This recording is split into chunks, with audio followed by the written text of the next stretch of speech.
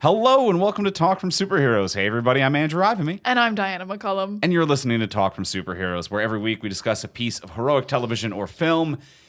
And this week on the podcast, we are building up to covering Picard Season 3. That is what we are doing next week, yes. Which we will be covering next week. But we're building up to that in anticipation. We're going to be talking about Star Trek First Contact. Guys, we are boldly going where we have never gone before on this podcast. We realized earlier this week we've never done a Star Trek movie.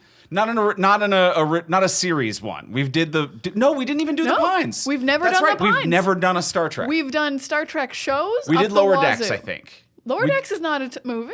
Yes, but that's that's what I mean though. We've done some recent stuff, but not movies. Yeah, yes. We've done Discovery. We've done Picard. We're doing Picard.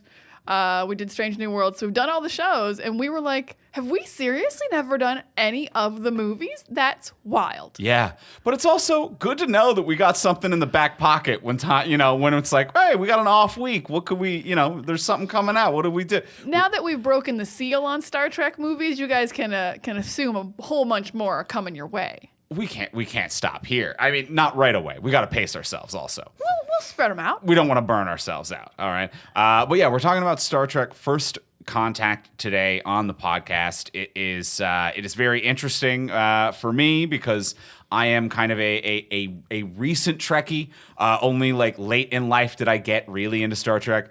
And watched all the series, but haven't seen any of the movies to accompany those series. You were in such a strange position of I've watched pretty much all the series, none of the movies, but now I've also watched Picard. So the movies are such a big chunk of the middle.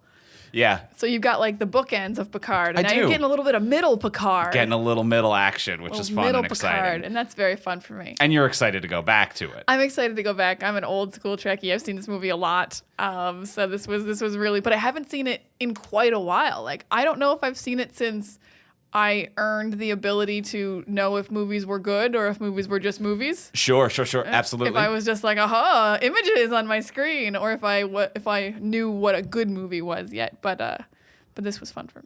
Yeah. So we revisited it. Before we get into our episode on Star Trek First Contact, we want to remind you about our new Patreon levels. We introduced it this month. If you're already a patron, this might affect you because you might get some extra free stuff. If you're not a patron, you're going to want to check it out. Basically, our new Patreon levels is we now have a $3 level, which will get you the public episodes of the podcast. It will get these to you early, and you will get them ad-free as well. Two things. So for a $3 subscription level, you get the episodes early, you get the episodes ad-free. Your $3 directly supports this podcast and this network and helps us keep this content going. And that's amazing. And as well, we are still continuing our $10 hero level, where you get a bonus episode of the podcast every single month, as well as the $3 bonuses, which are the early episodes and the ad-free episodes. Yeah, the Patreon tiers are great because if you're at a higher one, you get everything that's below it. So $10 patrons, you're automatically getting early ad-free episodes of the regular weekly podcast. So that's cool. That's killer. I'm jealous. Yeah, and the $10 level gets the monthly exclusive bonus episode that is just for the patrons as well. This month we covered John Wick Chapter 4. Woo! 3 hours of just nothing but banger. That man falls down some stairs. To be clear, the 3 hours is John Wick. The podcast is an hour. It's a normal length of a podcast. normal length podcast. Yeah. The John Wick, the film, is 3 wonderful hours. But you can hear us talk about that in our Patreon monthly exclusive, because when you sign up at the $10 level, you get immediate access to the full back catalog as well. So just a couple new things we have going on with the Patreon page. Just keeping you up to date if you don't subscribe to our newsletter, because that doesn't exist. That also doesn't exist. There isn't one. There's a webpage, though, and you're going to want to go check that out at patreon.com/fromsuperheroes. So that's patreon.com/fromsuperheroes. And thank you to all of our current, returning, and future patrons. Thank you, patrons. And now let's get into the episode. Let's talk about Star Trek First Contact.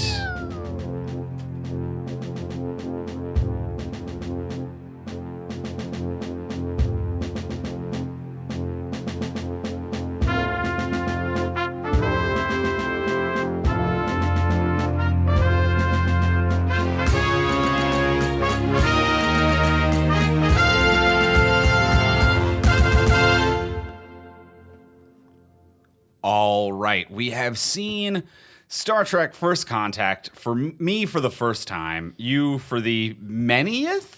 20th, yes. So you're on a Star Trek first viewing of First Contact, and I've definitely seen it a bunch. I think I watched Generations more, but I've seen First Contact a lot though. A lot of this was like, yep, remember. But it's been a while. You remember all the beats, whereas I didn't. As much as I've in the past 5-8 years of my life maybe have been like watching all of the shows and really enjoying myself because it didn't hook me in when I was younger, but it's hooked me now. And I didn't even know who the First Contact was about because I was like, how is this First Contact when we've already made First Contact with the Borg? Yeah, you thought First Contact was with the Borg. That was so cool to me. I was like, oh, you have no idea what's happening. I was just an innocent little baby boy walking out there in the world. So for this movie, you've seen it many a times. You've seen the other films. How do you feel about this? Do you like it? I love this movie. I don't know if I would love it if it was the first time I ever saw it. I will admit there's like a nostalgia involved in this of just being like, oh, they're all from the show, so I know who they all are. I don't know if we have a standalone film it would be a love. It would still be a like. But just personally for me, this movie's a love. It's epitome Star Trek while also being like bigger in a movie form. Like it's actionier. We have more money for more Borg stuff to make cooler sets, to have cooler CG. So they did find a way to be like, this is TNG, but it is literally just ramped up that 20% more to make it a movie instead of a TV show. And that I think is like the perfect sweet spot of how you go from TV to movie, of having like a reason to go from TV to movie, or else why not just make a 2-hour episode of Star Trek TNG? So I love it. I think the story's great. I like the Borg are great. There's some like arcs in here that are nice for both Data and Picard. Not really the other characters, but there's too many of them anyway. There always is. So yeah, I had a wonderful time. I just find it very comforting. It's just a nice movie to watch, to be like, yeah, that's Star Trek, baby. So that's me in Star Trek First Contact. And I'm so curious about you on first viewing. Did you like it? Yeah, I'm a soft love. I love it. Oh, excellent. I love it. I think it's really great. Yeah, even as a first viewing, I'm like, this holds up well. It moves at a great pace. Hour 45. Nice. And not a minute of wasted screen time. It moves breezy. It looks fantastic. It has some great performances. Like, it's not like a high love that I'm rushing to rewatch, but I pretty much loved every minute of it and felt engaged and was at no point did I feel kind of distracted or drifting. I'm like, yeah, visually, performance, thematically, writing, everything is pretty goddamn tight here. And I'm loving it. Oh. I'm having a great time throughout the whole thing. I think a little bit of the Earth stuff is a bit bland for me. I feel like just across all Treks, that's never really been my style of episode that I've enjoyed, of the like, we've gone back to San Francisco in the early days of the, I'm like, I actually have never really vibed with those episodes in general. I think there's like one really good DS9 one that I like, but generally speaking, I just find those kind of bland, and I feel like the real story of this movie takes place on the ship. So a bit of the Earth stuff is a little bland, but not bad, just a little bland, and that's it. And that's not a huge hindrance. That really just kind of brings it down to a soft love, but I still loved it. I can get behind that. Yeah, definitely like what's going on the ship is like the hot stuff. And then on Earth, I wouldn't say I find Earth episodes necessarily boring or time travel ones boring. I assume the episode you like is the DS9 one when Bashir and Cisco go back. Yes, of and course. They're like in the encampments. Of course. Yeah, that one's incredible. So I think what's missing here is like there is no moral quandary or story being told on Earth. It really is just fix the ship. Yeah. So, like, I think the Earth part could be interesting, but they really were just like, it's fix the ship. It's make sure Zefram Cochrane is on the ship. We will put him on there unconscious if we have to. Yeah. And it's not really telling much of a story down there. And there's not a lot of tension, because at the end of the day, you have one drunk dude who maybe does or maybe doesn't want to ride in a ship. And then you have half of a spaceship of people watching him and forcing him to do it and fixing his ship. So there's no real race against the clock or moral quandary. There's nothing to learn. There's a little something to learn, but there's no real worry for the most part. It's just kind of filler time. And I will say it is fun because James Cromwell is chewing the scenery in the best possible way. He's having a good time. A wonderful, big, bombastic performance that is so over the top. It is obnoxious in the right way. I love it. And that is kind of what saves that. If anyone else played that role and tried to play it as a sane or normal person or play it straight, it is just like that whole storyline would be like pulling teeth. It'd be dead air. Yeah. It would be like, and especially because Riker's only there a little bit to even add like a little extra energy and charm. And he does add that when he's there, but he's not there enough. But Jonathan Frakes is also directing this movie. So he's like, my role in the film is limited. So I can't be the energy and charm all the time. We got to get James Cromwell in here. And he really does save the whole Earth section kind of on his own. Yeah. He saved Earth. He saved humanity. He did it. He saved Earth in more ways than one. And then so let's talk about the movie. I'm a soft love. You're a classic love. Classic love. Huge surprises right away as soon as we turn on this movie and see that both Neil McDonough and Adam Scott are in this movie. Are just random crewmen. Adam Scott is just has 2 lines and is gone. But but he's all dirty. And we're like, I can't believe this hasn't come up on like Parks and Rec. Like, I know you can't mention like his character was such a nerd. Yeah. But he wasn't a Star Trek nerd, but he's been in Star Trek. Yeah. That's crazy to me. Yeah, he was a comm officer on the Defiant with Worf. Like, you could put him into this season of Picard and have Adam Scott play a dude who knows Worf from back in the days. And that's canon. Yeah, he did a suicide run with Worf against a Borg ship. Like, that's someone you remember. So get Adam Scott back in the Star Trek universe is what I'm saying. Dude had like his face all cut up and was still at his station, like, we're firing weapons. Like, Adam Scott actually played kind of a badass for a quick second there. It was pretty cool. And as far as we know, he survived. So they said they beamed off the surviving crew, which last we saw was him. So he could be out there. If I was Adam Scott, I'd be fighting for this every day of my life. I would be calling Paramount and whoever is in charge of Picard shows. Be like, hey, Severance is a short season. All right, I got some time. Get me in there. I am hot stuff right now. Yeah, absolutely. Can you imagine the press? Oh, it would be nice. Mm-hmm. But yeah, Adam Scott and then Neil McDonough with a medium, meaty-sized role. And Neil McDonough is so gorgeous in this that he is pulling focus from every other thing that is happening in any scene he is visible. It's frankly difficult to watch this movie. He is so handsome. I was getting real Kong Skull Island vibes from this guy. Like, he could have been on the Kong Skull Island Thirst Trap Island. Holy shit. And I've always thought he was handsome. He's always been a classically handsome, distinguished, powerful, wonderful gentleman. But I don't think I've ever seen him young. I've never seen fuckboy Neil McDonough. Oh, he was a fuckboy. Yeah, this guy. Whoa! Because he already looked great. We see him like he's the pilot, so he's getting them places. He's in his little chair. But then shit starts popping off, and the ship's getting overheated because of the Borg. And we come back to the bridge, and he's got his shirt zipped down.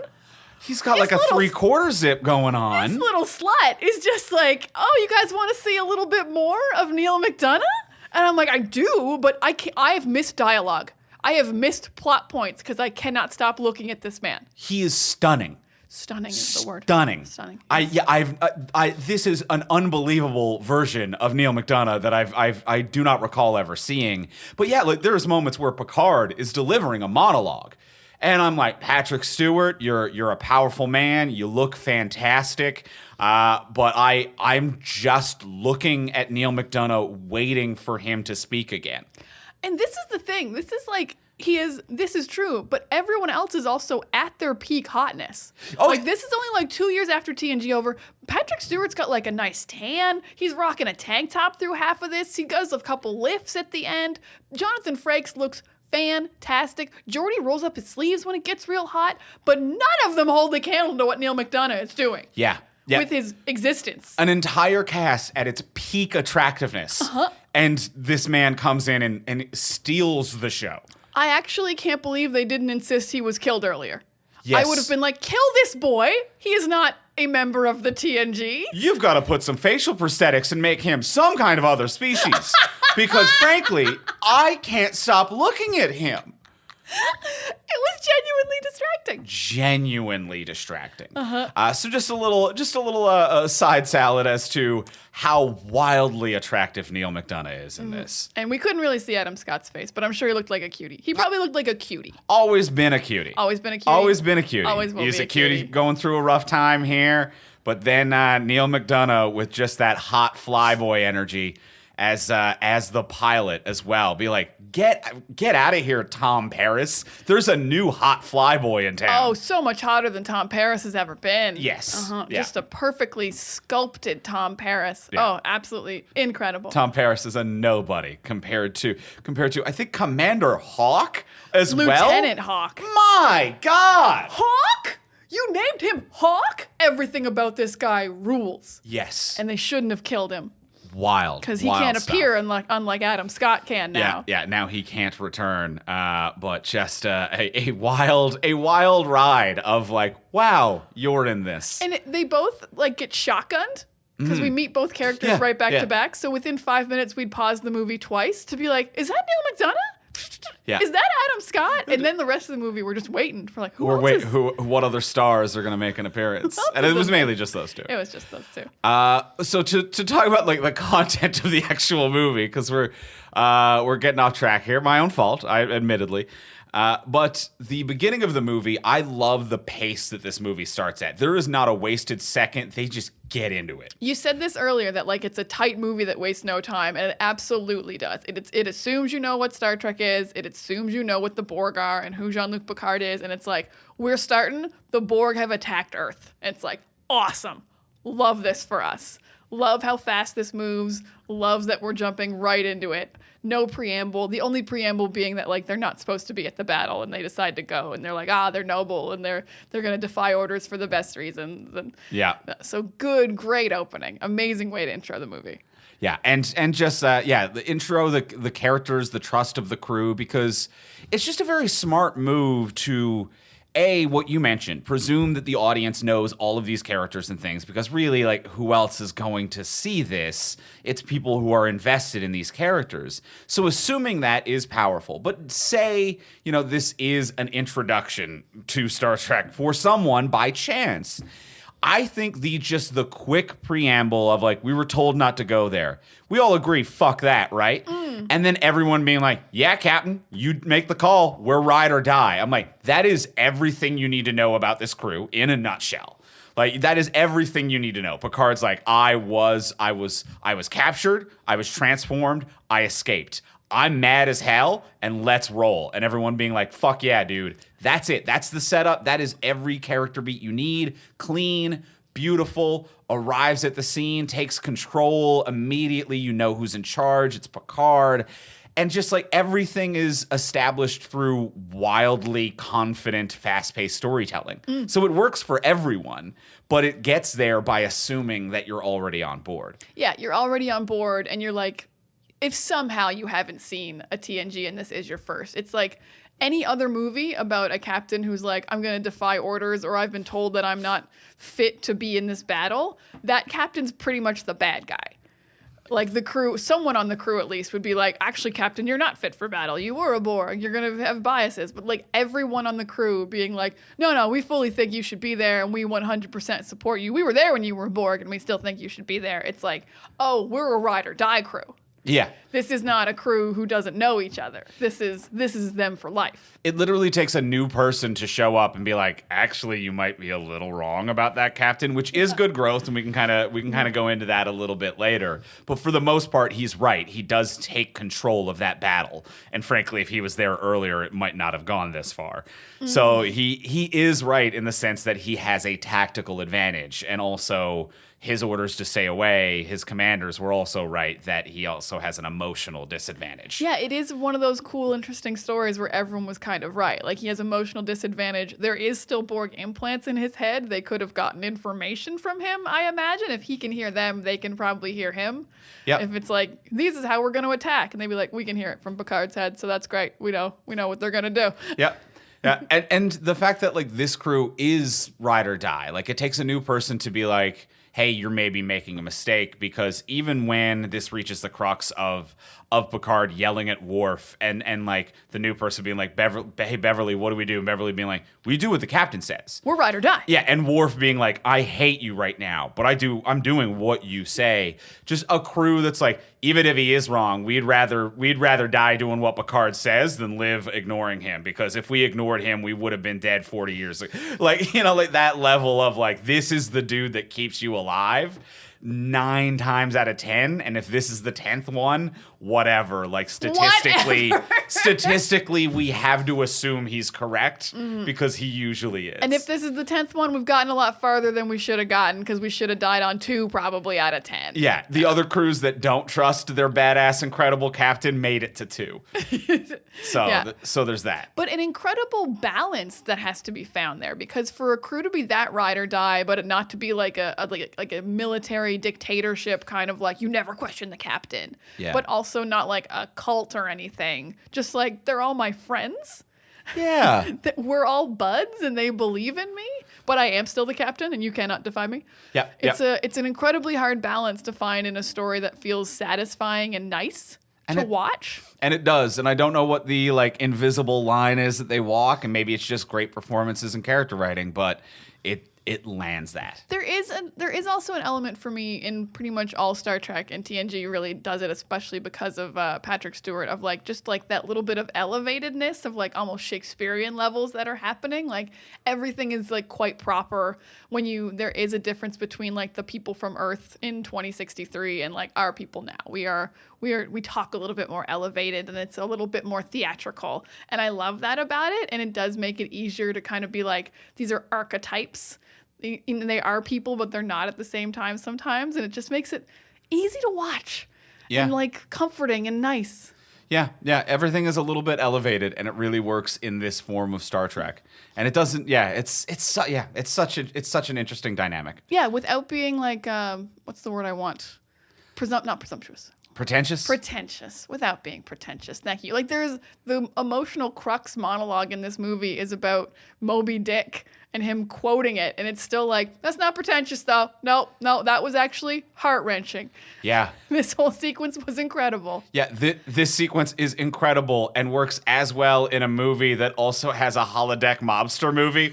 So, like, to really run the gamut of everything that the whole series can do in one movie and not give the audience conceptual whiplash as well, to be like, we're doing a grounded realization based on the literature of Moby Dick, as well as a time travel thing, a time travel piece, as well as a holodeck mob story, as well as technological zombies, and a revenge tale, and a realization of how small you are from the scope of space, and then also just like some lecturing in general about the problem of being motivated by money as well, to be like, just a quick hit of socialism, which I love sneaking that in right there. That's a quick little hit.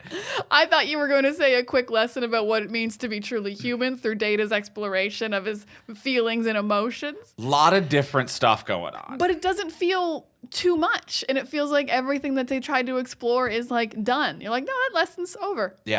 Yeah, and a bit of body horror as well. A bit of real traditional body horror and just general horror filmmaking as well, from like camera work and sound design and just shock and awe as well. Yeah, Jonathan Frakes really did it all here, which I think was That's a really great point. I think was the third surprise we get in the first 5 minutes. I actually did not remember Jonathan Frakes directed this. I knew he'd done like so much of the shows afterwards, but yeah, I actually had no memory that he was the one who directed this, and it's just like, whoa, this is like a real movie. Like, this is good.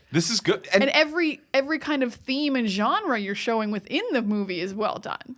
Absolutely. And very impressive, because we've had a lot of love and respect for Jonathan Frakes. Oh, we love Jonathan Frakes in this house. Wonderful performer, owned that character, and a wonderful director of many episodes of Star Trek over the years.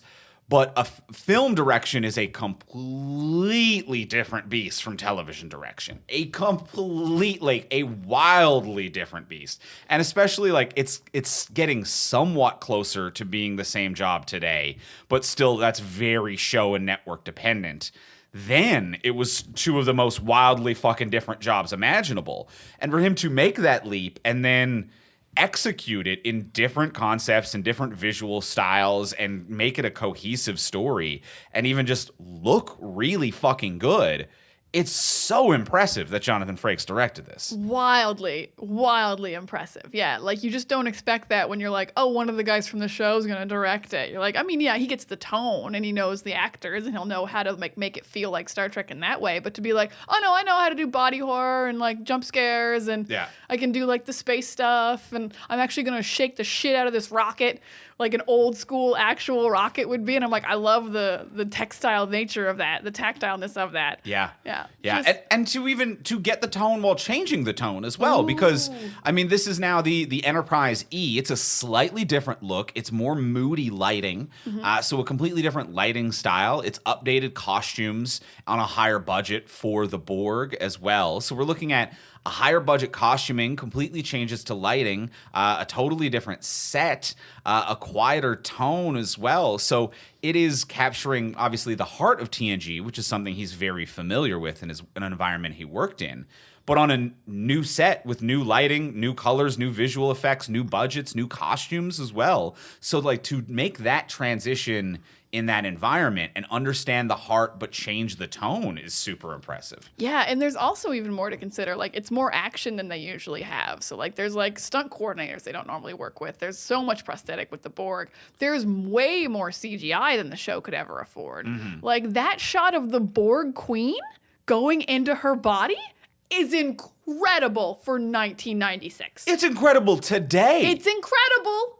Period sentence. I was watching it and I was like, I don't know how they did this shot because it transitions. It's a oneer. Yeah, so it is it doesn't cut. It is her head and shoulders floating down from the tubes that are suspending her as it's dropped into a shell of a body that clamps in, and then she walks into the scene.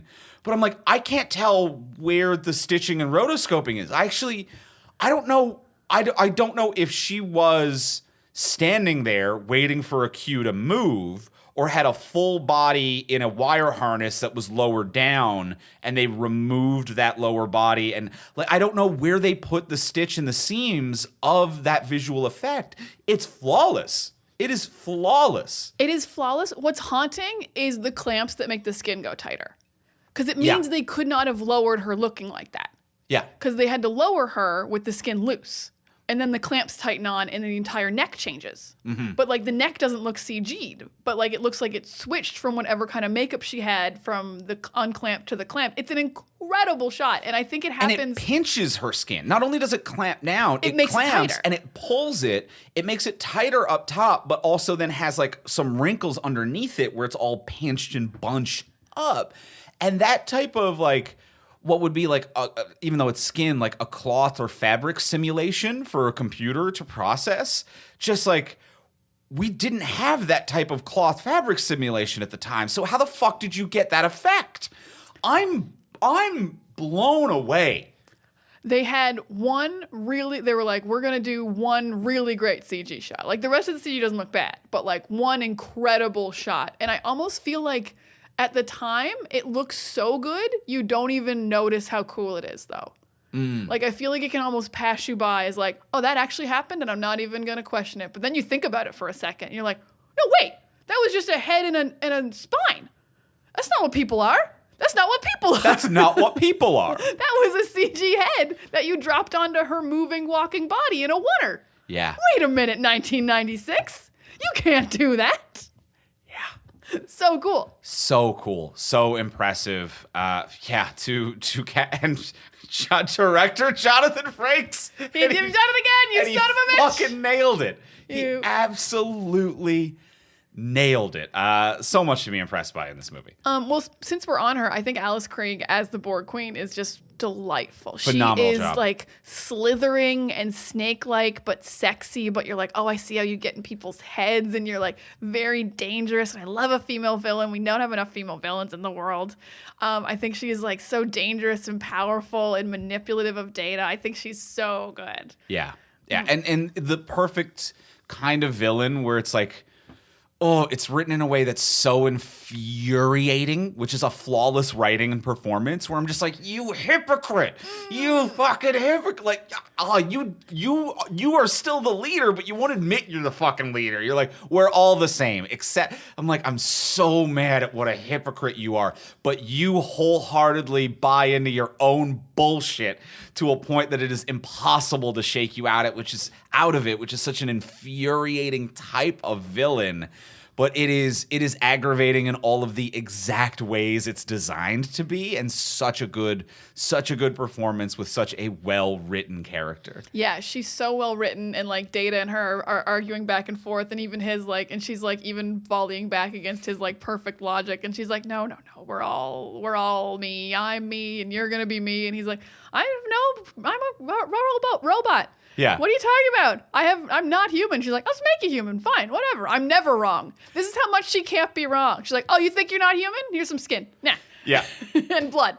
When she just like waves away his questions, like the way that she does it, because his line of questioning when he's like, how are you the Borg? I thought everyone was Borg. How are you the Borg? And then she gives like some philosophical answer, and he's like, I'm going to rephrase. Are you the leader? What is your position? She goes, oh, it's complex. And he goes, well, that's evasive. Like, he just immediately, he's like, he clocks her as full of shit within seconds. And he's like, I'm a robot. I'm really smart. I want to know the actual, like, how the things work. Tell me how these thought patterns are being distributed across the Borg network. And she's like, you wouldn't get it. And he's like, I'd get it. When a ship fires at you and you need to fire back or put up shields, who makes that call? Is it you? Or does the ship decide as a whole if you're not there? Because there's many ships and there's only one Borg queen. Yeah, so she's so good. It is one of the few times in an action or sci-fi movie that I will be like, if you kill the queen, it's cool that the rest of them die. Because that is like how the Borg inherently work, if she is the core consciousness. Mm-hmm. So it is like the only time where I'm like, that tracks. It's still stupid in Avengers when it happens. Because they haven't established that really properly. Like in other movies where like you kill the queen and they all die. But in this one, I'm like, oh yeah, no, they wouldn't have any minds. Yeah. Or they should turn back into humans.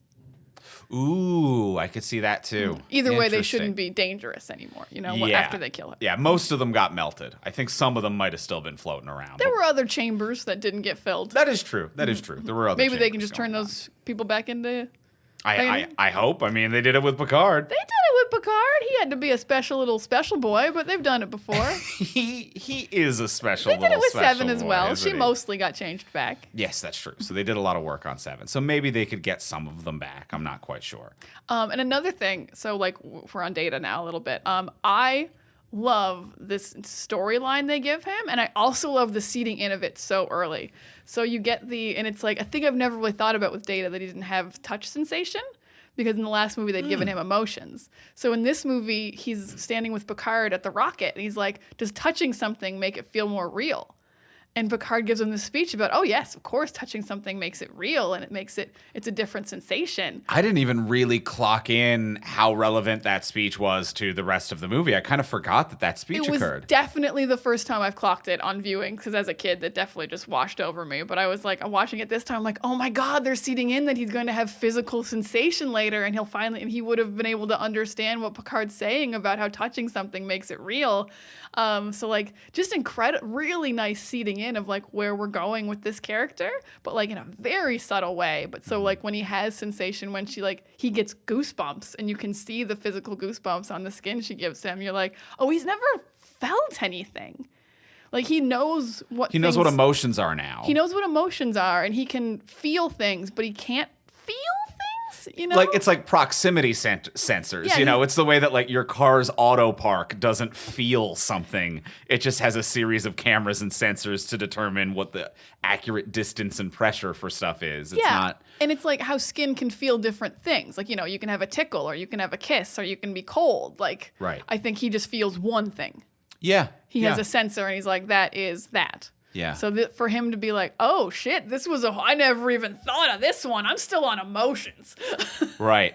And just him being like, my positronic network is overwhelmed. But and I think once again, kind of cluing that story to the end, a lot of Data's story is always like learning his humanity through people he admires, like Captain Picard.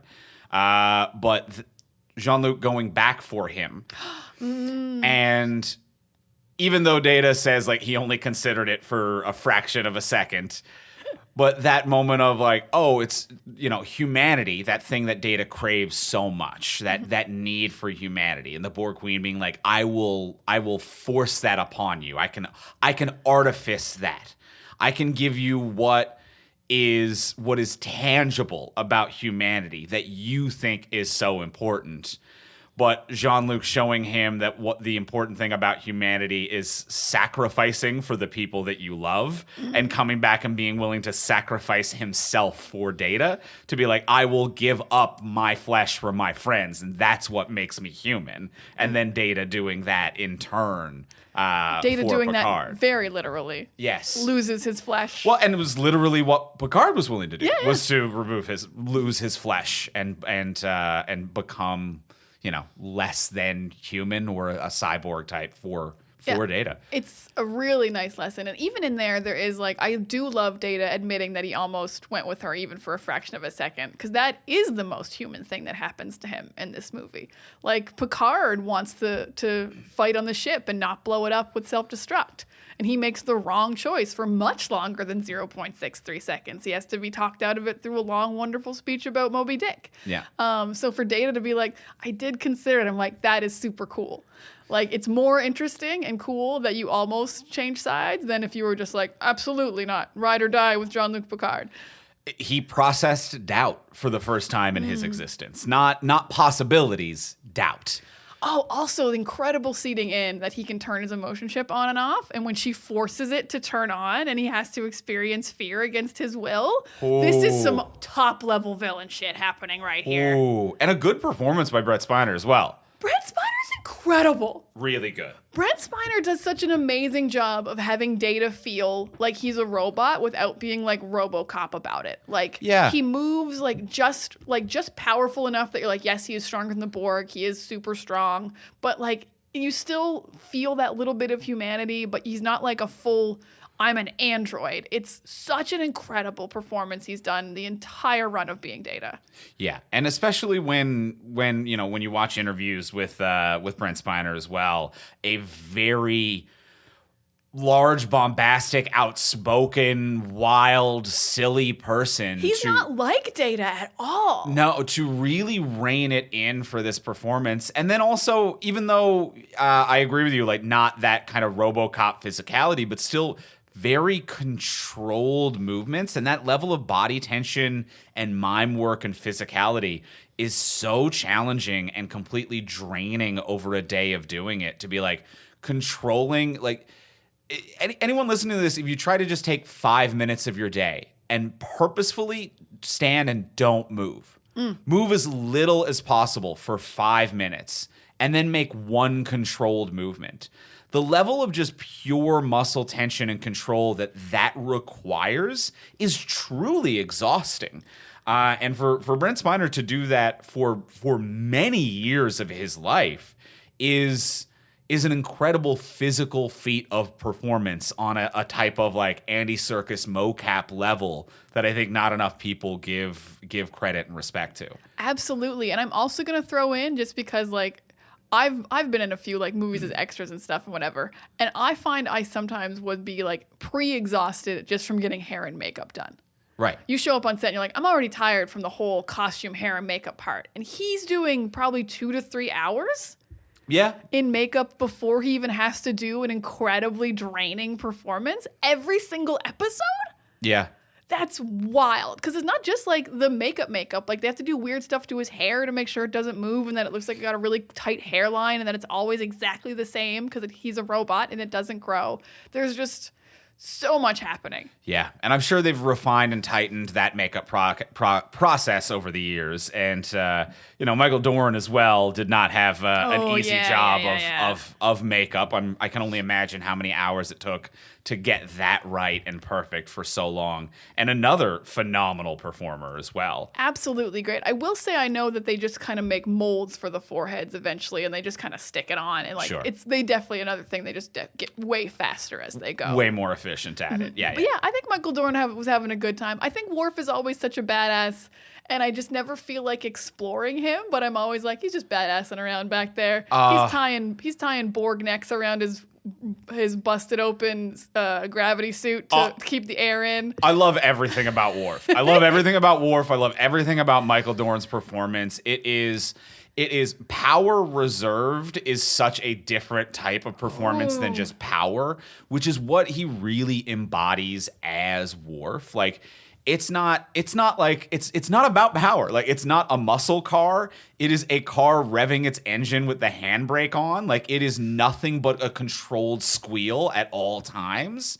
And there is something that's just very difficult to portray that in a wide range and variety of levels. Like that's something that like a guest character or a guest actor can do in a supporting role for a scene or two, but to have that prolonged over the course of series, movies, and then a different series with DS9, like to find the different layers within that is so impressive. And then just a cool character, great fight sequence in Zero G, using the enemy to tie off the hole.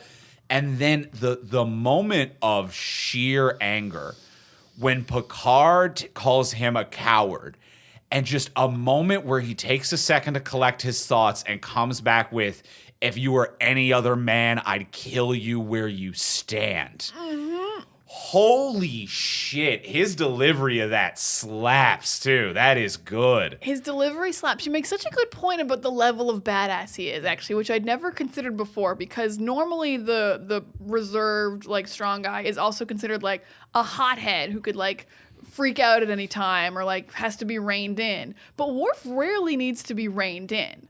But he is always ready to pop off at any time. But he has this, like, nobility to him as well and reservedness. And it shouldn't work together, but it absolutely does. You can tell. But he's, like, always holding it in. And then he finally gets a fight, and he's like, fuck yeah, I'm going to kill these Borg.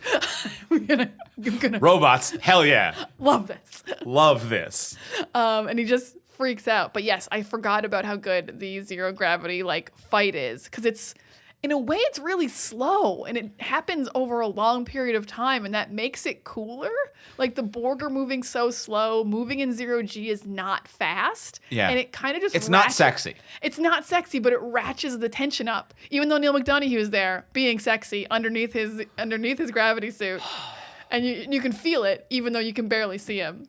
But yeah, just like even Picard just like walking up a wall and turning his boots off so that he can fly over the Borg. They found several ways to be clever in one scene. Yeah, using the boots to fly over, the shooting underneath and using the pressure to shoot one off after the Borg had adapted to your gun.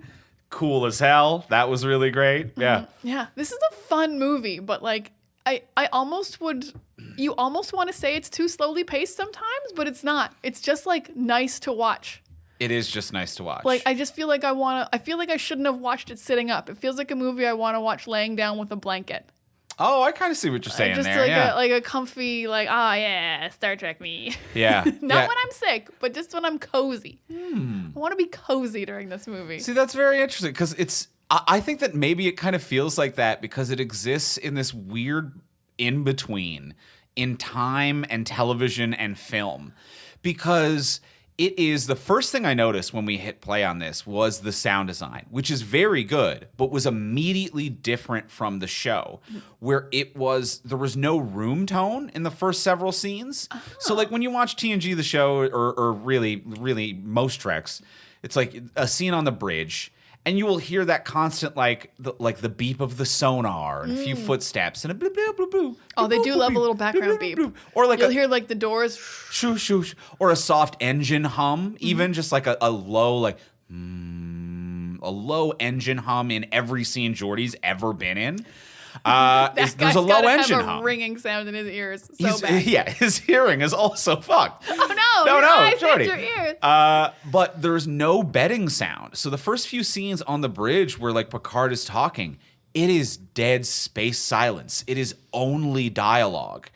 And I've just never heard that on the show. But also it was like the mid 90s was kind of phasing into a time where there would become more betting in film.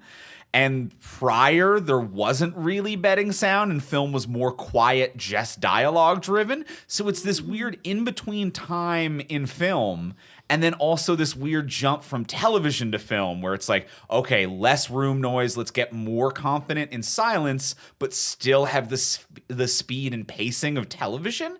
So it's just at this like Venn diagram nexus of like this mid-90s difference between like how television was about to change, how film was about to change, and it's in every circle of the Venn diagram somehow. Yeah, because it's TV and it's movie, and it's the changes in both at the same time. Yeah. Yeah, it is. It really is like the link between the mediums. Yeah. And it's so interesting to me, the TNG movies. I actually think they're wildly interesting because every other TV show, there's not many TV shows that become full theatrical films. Let's just be real. It's not a thing that happens very often. But normally when it happens, it's either because something got canceled, Firefly, Sure, and they just need to end it. They just need to finish it out. Or it's been a long time and it's a nostalgia thing. Like the original Star Trek movies came out quite a while after the original show. It was like, oh, we missed Star Trek. Let's make movies. Or Generations, not this one, but Generations came out the same year TNG ended. Like it was a planned, like, and then we're going to make movies. And then they're like, so TNG's over. And now they're still making TNG movies. And they're also still making Star Trek at the time. They're making DS9, they're making Voyager. But I just like, it's the only show that ever got made into like good, high quality movies and got more than one for no purpose. Like it's not ending TNG. It wasn't to finalize the stories. It wasn't a nostalgia thing. It was still on when they made this. Yeah. So I just And characters like Worf were about to move over to DS9 and have more years of television in them. Yeah, I just find the TNG movies to be so interesting as kind of just the only movies that have ever done this. The only show that's ever been like, we're going to be a movie series now, and you can't stop us. There's like 5 of them. Huh.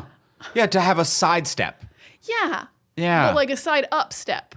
A side up step, but then a step back down. Back down to TV again. Back down to TV. Not to say down to TV, but In you know terms what I of mean. budget like and prestige yes, and like yeah. and how much money you're gonna make. There's no other TV to film that's done this. That's a really great point.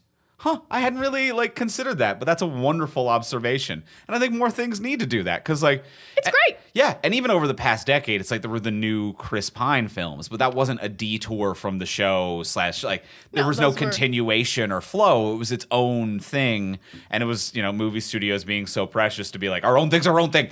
You don't get any of the money from like it's not connected. So yeah, that's a very interesting perspective on it. I like that though. Yeah, there's so few shows that I can even think that become movies. Like it's Firefly, it's original Star Trek. I don't remember if Farscape was a real movie or a TV movie. I think it was just a TV movie. I think that was a TV movie. Yeah, even Stargate only did TV movies. They never got. I mean, original Stargate. Yeah, they started with a movie. They started with a movie, but then the shows was better. Yeah, it was a singular movement to television. Yeah, I do agree the show was better. How do you feel about Geordi in this one? I know you're a big Geordi fan. I'm a big Geordi girl. I actually don't know what the world consensus is on this, but I actually miss the visor. I'm glad LeVar Burton gets to see, and I know he doesn't like wearing the visor, so I'm not like bring it back. He has to have it, but I actually because I'm like, well, you're not Geordi. That's LeVar Burton.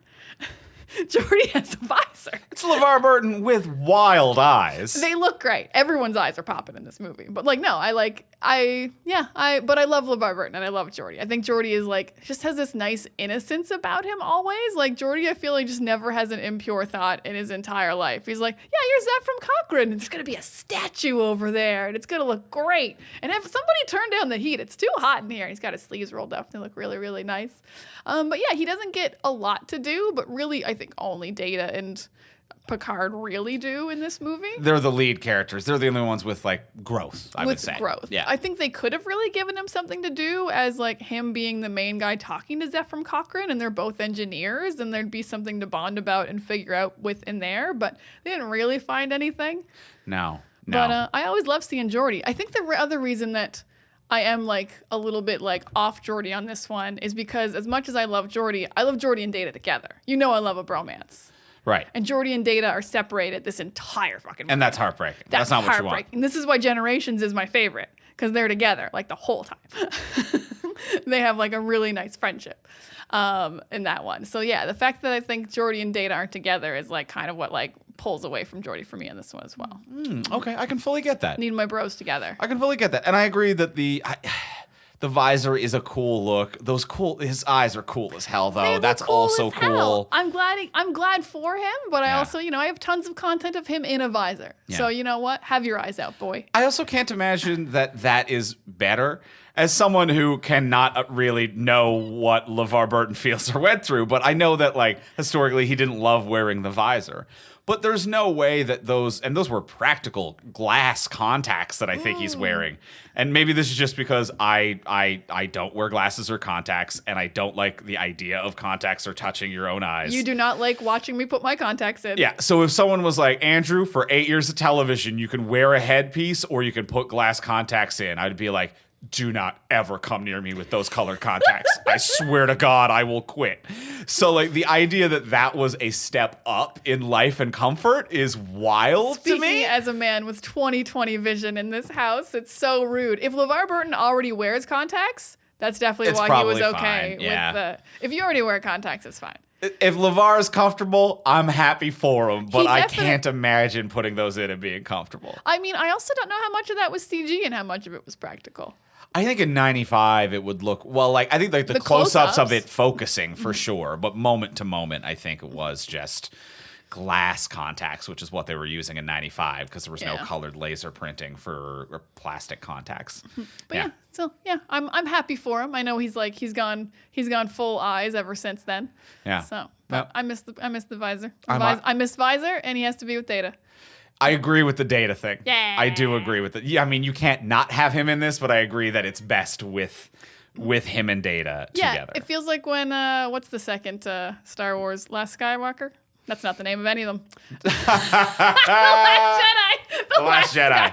The Last Jedi. It feels like in Last Jedi when Poe and Finn are just separated immediately. It's like, well, why are we here? We're here to watch the boys be fun together. This doesn't make sense. None of the people are together. Yeah, there's a little bit of fun with Worf and Riker for a little while. A minute, and there's also even like a minute of fun with LeVar and Riker. Riker's just generally fun with everyone, I would say. But like, you told him about the statue is such a funny fucking line.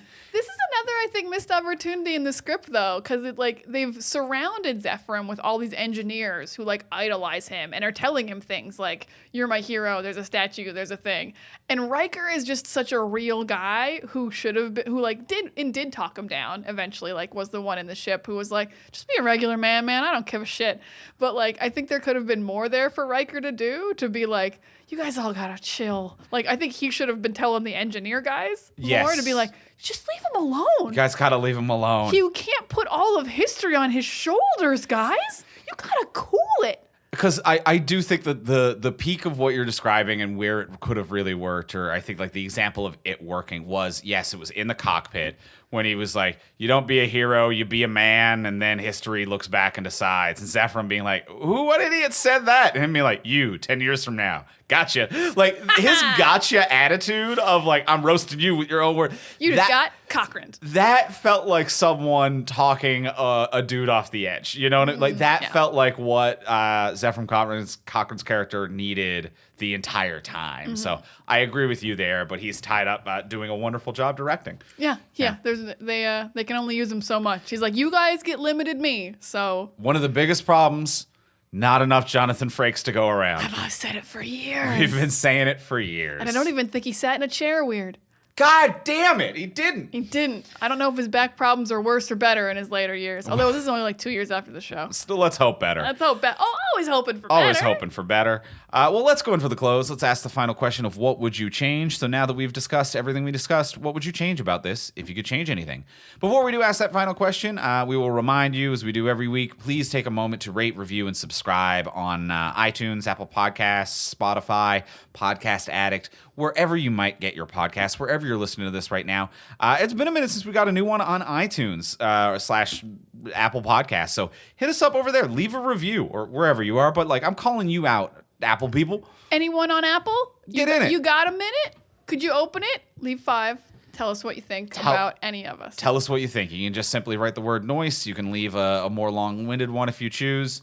We always read them. It warms our hearts, and it makes a big difference. Helps us move up the charts, find new listeners, and while you're there, do it for a few of the podcasts you listen to, because every podcast sincerely needs this. There's a reason every podcast has that as one of their call to actions, as we call it in the biz. We call it the CTA, Those you guys. old CTAs. But podcasts need this. It's very important to us, and it's a free way to support us.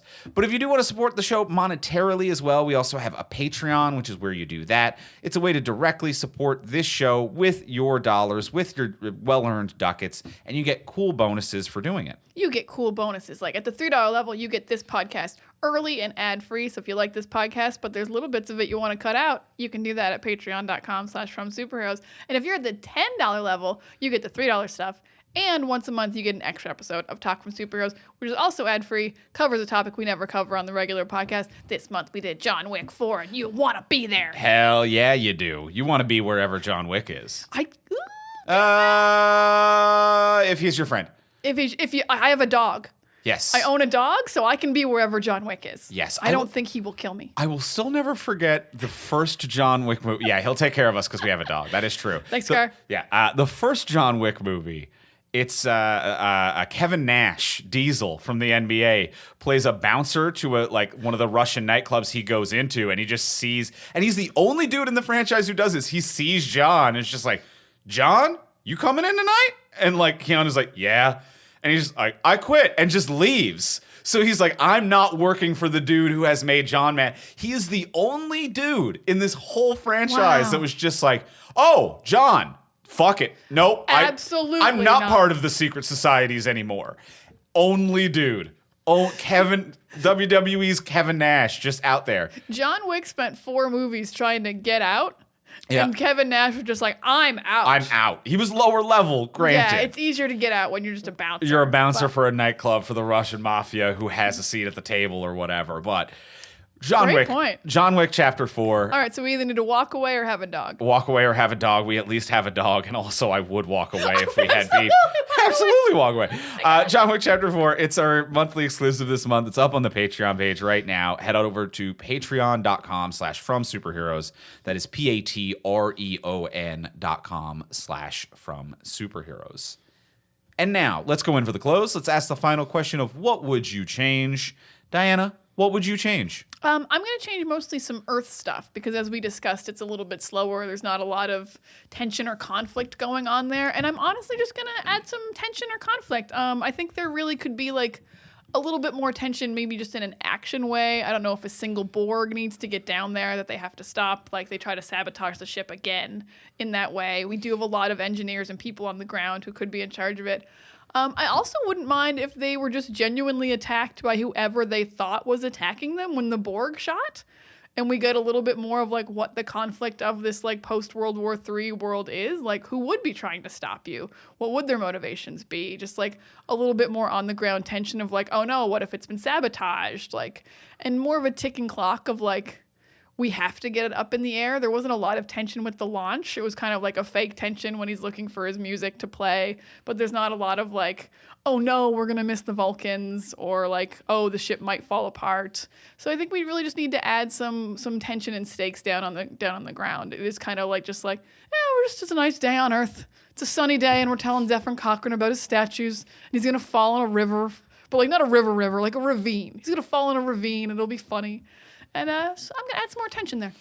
That's my big change. I like that. I fully agree with that. That it needs a little bit more attention, and an attack I think would be great because once the crew is cut off from communications from the ship, it's like They're on their own. They're on their own, but they never have a problem due to that. They're way too chill about it. They know the Borg are somewhere. They almost get shot at one point while when they're in orbit and they're doing the thing, but they never know it as well, which is also. So I love that. I'm super with you on that. Thank you, Andrew. What would you change? My big change would be for the character of Lily, played by Alfred Woodard, who does a phenomenal job. She's very good. Very, very good. And the final like Moby Dick speech with Picard is great. And I like the theme of like you needed someone from the outside to kind of call you on your shit because everyone else has a level of faith in you right now that's unheard of. But also I feel like they kind of did her character dirty where it's just like this whole like Zephram Cochrane is the guy who goes up. I'm like, but history never mentions the other two people who were your co-pilots, which end up being Riker and Geordi.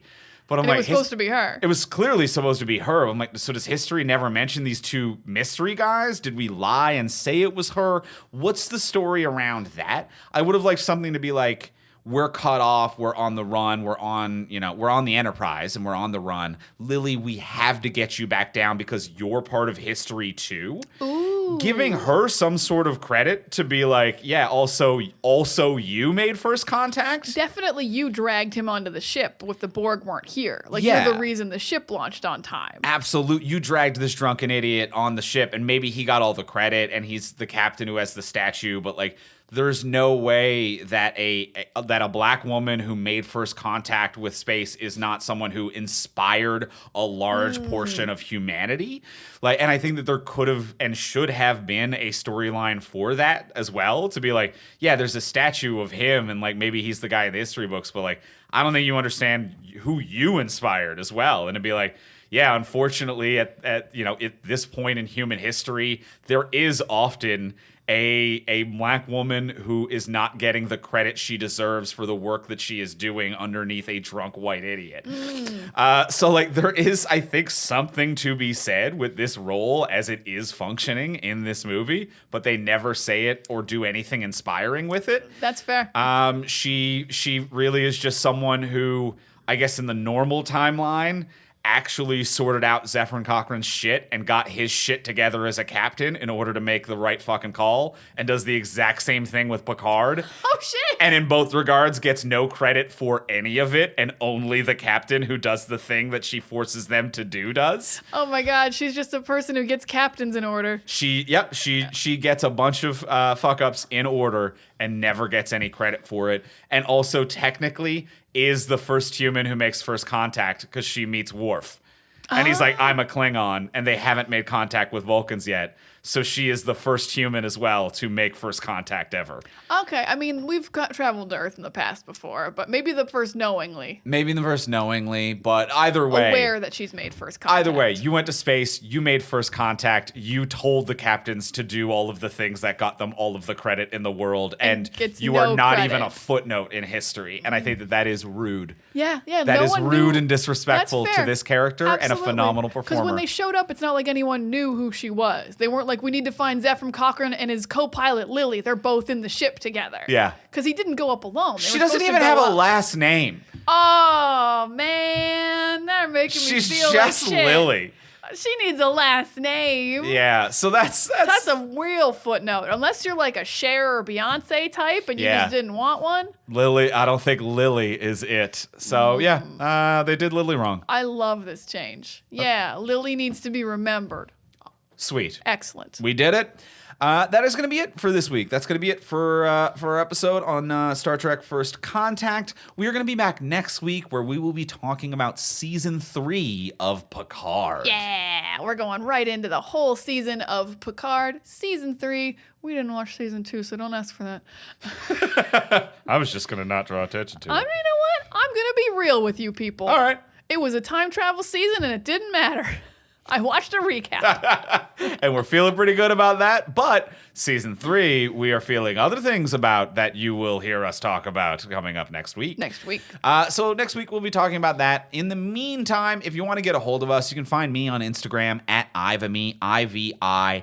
And as well, if you are in the Toronto area on Wednesday, April 26th, I'm going to be performing at Toronto Comedy Bar on a showcase for the Just for Laughs Comedy Festival. It's a big show with just absolute killers on the lineup. It's just the Slayers of Toronto are going to be there. So if you're in the Toronto area, it's just a truly incredible show. It is April 26th at Comedy Bar in Toronto. If you visit comedybar.ca, you can find links for tickets there, and I'll also be posting about them at Ivimey. And you're at Ivimey. I'm at Words of Diana everywhere. And you can reach both of us at From Superheroes, and we'll talk to y'all next week. I got lost in thought thinking I should buy tickets for that show. I was like, oh damn, it sounds good. Love it. Diana will be there. We'll be there. We'll talk to y'all next week. Bye.